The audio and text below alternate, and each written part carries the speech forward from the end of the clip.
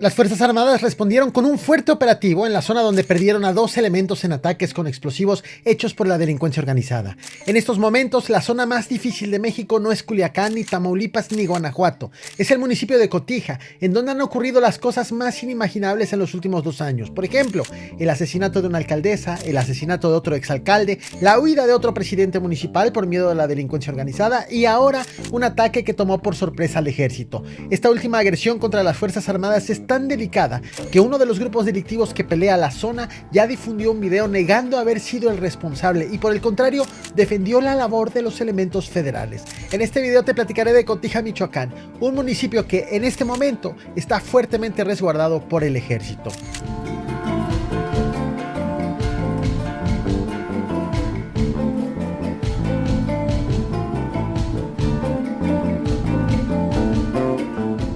Lo que ves en pantalla son los segundos posteriores al ataque en contra de las Fuerzas Armadas en Cotija.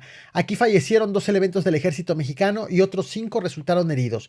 A un día de esta agresión, las autoridades federales y estatales han implementado un operativo de seguridad en la zona. La Secretaría de Seguridad Pública de Michoacán informó este martes 17 de diciembre sobre el despliegue de fuerzas de reacción con el objetivo de restablecer el orden público y garantizar la seguridad de la población. En este operativo participan elementos de la Secretaría de la Defensa Nacional, la Guardia Nacional y corporaciones policíacas locales. El operativo incluye recorridos estratégicos por todo el municipio, especialmente en zonas serranas y en los límites con Jalisco. Además, los elementos han comenzado a trabajar apoyados con helicópteros para intensificar las actividades de vigilancia y de patrullaje. También fueron reforzadas las tareas de inteligencia operativa para prevenir nuevos ilícitos y localizar a los responsables del ataque contra las Fuerzas Armadas. Si bien ya había presencia de las Fuerzas Armadas, con este nuevo operativo su presencia parece ser todavía mayor a la conocida. Buenos días. Con su permiso, señora presidenta.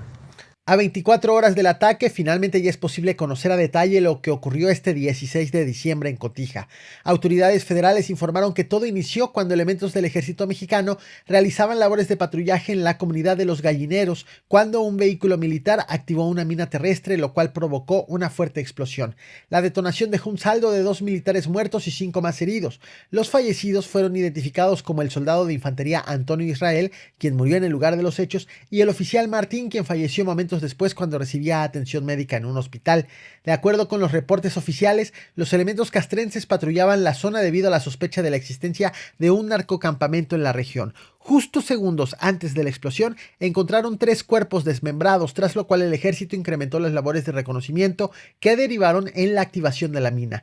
Los 5 elementos alcanzados por la explosión fueron trasladados de emergencia en helicópteros de la Secretaría de Seguridad Pública de Michoacán a distintos centros hospitalarios de la zona, incluido el Hospital Militar de Apatzingán y el ISSSTE. Buenas tardes, sociedad civil y gobierno. Somos los deltas del señor Mencho y del señor 3 del Cártel Jalisco Nueva Generación. Aunque inicialmente la prensa local atribuyó el ataque al ejército al Cártel Jalisco Nueva Generación, ha sido este grupo delictivo el que ha negado la autoría de la agresión. Este 17 de diciembre, presuntos integrantes del Cártel Jalisco Nueva Generación negaron su responsabilidad mediante un video difundido en redes sociales. Este grupo delictivo atribuyó la agresión a cárteles unidos, en particular al cártel de Tepalcatepec, que es liderado por Juan José Farías, alias El Abuelo. En el video, que tiene una duración aproximada de 2 minutos, un vocero del grupo Delta, brazo armado del Cártel Jalisco Nueva Generación, leyó un comunicado en el que aseguró que la organización no está involucrada en ataques contra las Fuerzas Armadas. Su mensaje también estuvo dirigido a la sociedad civil y al gobierno, pues aseguró que el cártel respeta a las fuerzas de seguridad, incluyendo la Secretaría de la Defensa Nacional, la Guardia Nacional y corporaciones estatales. Incluso consideró que cualquier agresión contra el ejército o la población será considerada como un ataque contra ellos mismos. Debo ser claro, el hecho de que así lo afirmen no quiere decir que así sea. Lo cierto en este mensaje es que en una batalla entre 2 grupos delictivos, en donde se involucra el ejército, lo que el Cártel Jalisco Nueva Generación no quiere es tener a los soldados en su contra y prefiere que se enfoquen en sus rivales. Por ahora, las investigaciones oficiales aún no determinan responsabilidades, aunque autoridades de la defensa han señalado que el uso de estos explosivos es una práctica común de cárteles unidos para impedir el avance del Cártel Jalisco Nueva Generación en la región de Tierra Caliente. Por su parte, las fiscalías estatal y federal continúan con las investigaciones para esclarecer los hechos y dar con los responsables del ataque. Y nos deslindamos del ataque cobarde que sufrieron los elementos del ejército mexicano en la comunidad de Gallineros, municipio de Cotija, Michoacán, en donde los resultados fueron 2 elementos muertos del ejército mexicano y 4 elementos heridos de gravedad a las esquirlas del ataque perpetrado por la gente de Huicho y Poncho de los Reyes, así como del abuelo Farías. Durante la conferencia matutina de este 17 de diciembre, el general Ricardo Trevilla, secretario de la Defensa Nacional, validó también la versión difundida por el Cártel Jalisco Nueva Generación de que los autores del ataque fue Cárteles Unidos, debido a que este grupo delictivo es el que tiene control de la zona. Cárteles Unidos es un grupo que surgió a finales del 2019 y está compuesto por varias células delictivas como los Viagras, el Cártel de Tepalcatepec, los Caballeros Templarios, los Blancos de Troya y facciones menores como los Revueltas. Su líder más visible es Juan José Farías, alias el Abuelo, jefe del Cártel de Tepalcatepec.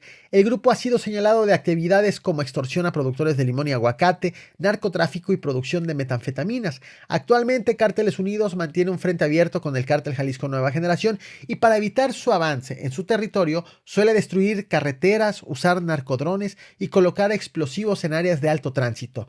De acuerdo con el secretario de la Defensa Nacional, fue una mina de fabricación rústica de Cárteles Unidos la que detonó al paso de los soldados. El general explicó que, aunque improvisados, estos dispositivos son efectivos y han sido empleados con mayor frecuencia por grupos delictivos locales en enfrentamientos y para bloquear el paso de las Fuerzas Armadas o grupos rivales.